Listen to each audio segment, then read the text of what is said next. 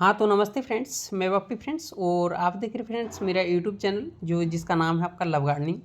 तो आज फ्रेंड्स आपको बताएंगे कि हम लोग नए गुलाब लाते हैं। नए गुलाब लाने के बाद क्या होता है कि बहुत सारी शिकायत आते हैं हमारे, कि कैसा शिकायत आते हैं कि हमारे प्लांट की महीने भर हो चुका है, हम फर्टिलाइज दे रहे हैं। फर्टिलाइज देने के बाद क्या हो जा रहा है, प्लांट बिल्कुल हमारा ग्रो नहीं कर रहा है। तो प्लांट ग्रो किस लिए नहीं कर रहा, आज आपको वो चीज़ हम बताएंगे आपको। तो और बिल्कुल आपको जिसमें बिल्कुल कम से कम खर्चे में हम बताएंगे कि प्लांट को किस तरीके से हम ग्रो कर सकें। और नए दोस्तों को ऐसे भी बता दे रहे हैं कि हम प्लांट को किस तरीके से हमें ग्रो करना है, वो भी आपको बताएंगे हम आज। तो सबसे पहले क्या करना है फ्रेंड्स, जैसे हम लोग नर्सरी से लाते हैं, गुलाब लाते हैं। और गुलाब लाने के बाद हम लोग क्या करते हैं कि इस गुलाब को चाहे आप मिट्टी में शिफ्ट कर देते, चाहे आप लोग क्या बोलते हैं कि ज़मीन में लगाते हैं। तो ज़मीन में लगाने के बाद भी ज़मीन में आप लोग कैसे लगाते हैं पता नहीं, तो ज़मीन में कैसे लगाना चाहिए वो भी आज एक वीडियो हम लाएंगे आपको, कि ज़मीन में गुलाब को हम कैसे लगाएंगे।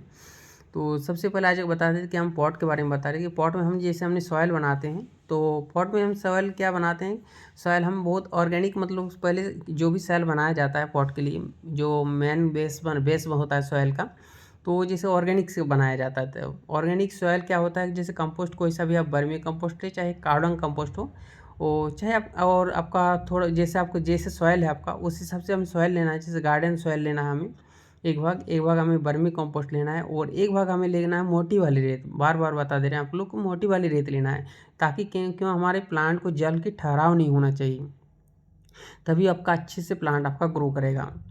और आपको क्या करना है, आगे बता रहे हैं हमको रूट नहीं बनने के कारण आपको। तो रूट नहीं बनने का कारण है कि हम लोग गलती करते हैं, क्या गलती करते हैं, प्लांट को लाते हैं। प्लांट को लाने के बाद हमने प्लांट को शिफ्ट किए, उसमें तुरंत के तुरंत हम लोग फर्टिलाइज यूज करते हैं। तो फर्टिलाइज हमें नहीं यूज करना है तुरंत के तुरंत, क्योंकि हमें से कम 15 से 20 दिन का हमें कम से कम रेस्ट देना है प्लांट को। बिल्कुल प्लांट को थोड़ा बहुत रूट बनने देना है। उसको अपने हिसाब से नए सॉइल में आपको जाने के बाद, जैसे नए सॉइल में हमने शिफ्ट करते हैं नए सॉइल में, तो उसमें हमारे रूट को डेवलप करने देना है, नए सॉइल में जाना है उसको। और उसके बाद आपको क्या है कि उसको खाना ढूंढने देना है हमें।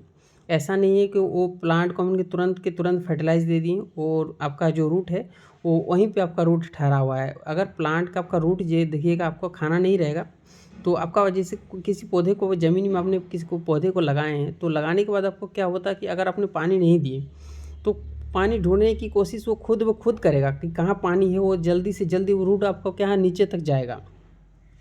अगर आपका पानी मिल जाता है यहीं पे, तो आपका रूट वहीं पे वहीं घूमेगा। तो इसका मतलब है हम फर्टिलाइज वहाँ पे नहीं देना है, कि कब तक फर्टिलाइज़र नहीं दिए, कम से कम महीने भर तक हमें फर्टिलाइज़ नहीं देना है, कि ताकि प्लांट को हमें कम से कम हमें प्लांट को एक रूट को हमें जाने की मौका मिले, कि कहाँ हमें फर्टिलाइज़र वो ढूंढने का मौका मिले। उसको फर्टिलाइज़र जैसे से वो ढूंढते जाएगा, तब जैसे जैसे आपके रूट की ग्रोथ होगा, वो ज़्यादा से ज़्यादा आपका रूट का जैसे जब आपका रूट का फेडर रूट आपका ग्रोथ कर लेगा, तो उसके बाद आपका प्लांट स्टेबल हो जाएगा। उस टाइम आपका फेडर रूट क्या होगा, ज़्यादा से ज़्यादा खाना लेगा और ज़्यादा से ज़्यादा प्लांट की ग्रोथ के ऊपर जाएगा, ग्रोथ निकालेगा। तो हमें जैसे 15 से 20 दिन हम उसको बिल्कुल रख दिए, रखने के बाद हमने प्लांट को अगर उसके बाद हमने फर्टिलाइज़र दे, तो फर्टिलाइज़र आपका इंटेक भी करेगा, आप उधर आपका ग्रोथ भी दिखाएगा। और तुरंत अगर फर्टिलाइज़र देते हैं तो उसमें क्या होता है, एक तो आपका नर्सरी से लाया हुआ है, उसमें भी बहुत सारे वो लोग फर्टिलाइज़र दे के रहते हैं, केमिकल फर्टिलाइज़र देते हैं। और अलग से आप भी अगर फर्टिलाइज़र दे देते हैं, तो उसके रूट बनने की वजह आपका क्या हो जाता है कि आप रूट का आपका बर्न हो जाता है। वैसे में आपका क्या होता है, फीडर रूट ख़त्म हो जाता है, तो प्लांट को स्टेबल होने में कम से कम उसको बहुत ज़्यादा टाइम ले लेता है। वैसे में आप लोग बोलते हैं कि प्लांट के इसलिए हमारा प्लांट ग्रो नहीं होता है। मेन बात यहीं पे हो जाता है कि प्लांट को हम लोग ज़्यादा फर्टिलाइज़र देना भी, ज़्यादा केयर करना भी हम लोग का सबसे बड़ी गलती है, कि ज़्यादा हम लोग केयर करते हैं और पौधों को जान ले लेते हैं, पौधों मर जाता है। पौधा आए, पौधा शिफ्ट किए, पौधा शिफ्ट करने के बाद उसको थोड़े दिन उसको ऐसे ही रहने दीजिए। उसके बाद आप फीडिंग चालू कीजिए, जो शेड्यूल है उस हिसाब से हमने फीडिंग चालू करना है। प्लांट अच्छे से आपका ग्रो भी होंगे और प्लांट आपका बिल्कुल आपका ठीक सही से चलने लगेगा। और ज़्यादा फर्टिलाइज यूज कीजिएगा तो आपका क्या, फेडर रूट नहीं रहेगा। फेडर रूट नहीं रहेगा तो आपका खाना ही नहीं बना पाएगा आपका पौधा, तो आपका कहाँ से प्लांट आपका ग्रो करेगा। ये देख सकते हैं हमने सेंटर में ग्रो किए हैं, अभी तक कुछ भी नहीं दिए हैं, बिल्कुल खाली सादा खाली पानी चल रहा है खाली सुबह का सुबह, और भी कुछ नहीं हुआ है। अभी करीब 15 से 20 दिन हो चुका है, लिप्स निकाल लिया है देखिए। अभी इसको रूट बनने का समय दिए हैं, खाली इसको रूट बने, मेन फीडर रूट बन जाएगा, उसके बाद हम इसका खाना चालू करेंगे 1 महीने बाद कम से कम।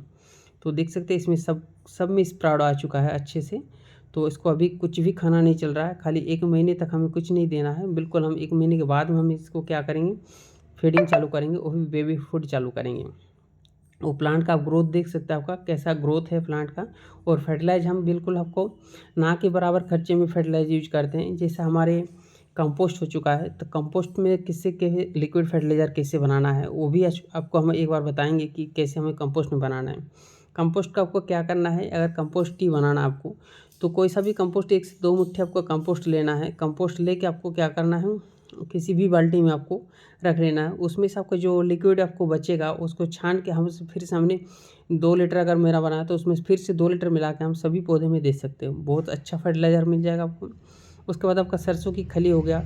तो सरसों की खली को बहुत सारे लोग नहीं जानता, डायरेक्ट यूज करता है सरसों की खली को। तो सरसों की खली को डायरेक्ट यूज करने की वजह से भी प्लांट, बहुत सारे प्लांट जल के मर जाता है, क्योंकि उसमें नाइट्रोजन लेवल बहुत ज़्यादा होता है।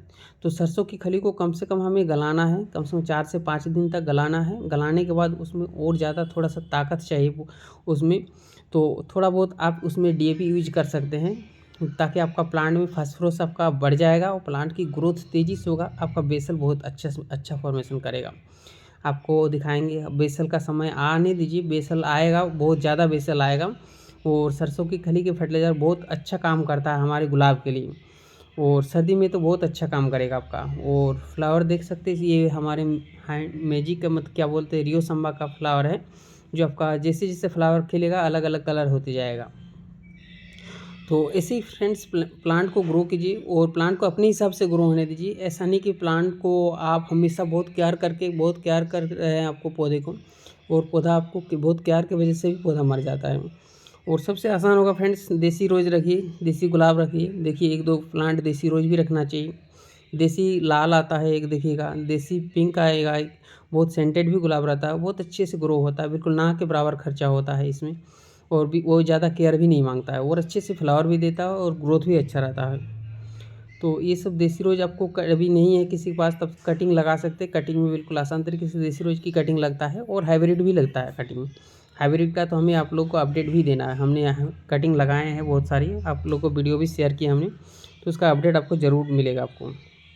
तो आशा करता हूँ फ्रेंड्स वीडियो आप लोग को अच्छे लगे होंगे, तो प्लीज़ वीडियो को लाइक कीजिएगा और चैनल को मेरे सब्सक्राइब कर लीजिएगा, ताकि ऐसे नए नए और इन्फॉर्मेटिव वीडियो आप लोग को हम शेयर कर पाएँ। देखिए फ्रेंड्स, ये ज़मीन पे लगाए हैं, लेकिन बहुत कम सनलाइट की वजह से इसमें फ्लावर खिल नहीं पा रहा है। तो धीरे धीरे हमने क्या है, ज़मीन से उठा के यहाँ पॉट में शिफ्ट कर रहे हैं। तो अभी टाइम है, इसको भी शिफ्ट कर लेंगे। तो thanks for watching friends, happy gardening.